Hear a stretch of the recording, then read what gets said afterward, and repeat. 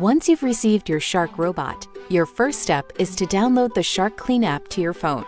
You can do this easily from the Apple App Store or from the Google Play Store. As soon as the Shark Clean app is downloaded, you're ready to create your personal account. You'll be sent a verification email you simply reply to, and you're ready to go. Now, open the Shark Clean app. It will walk you through the setup process.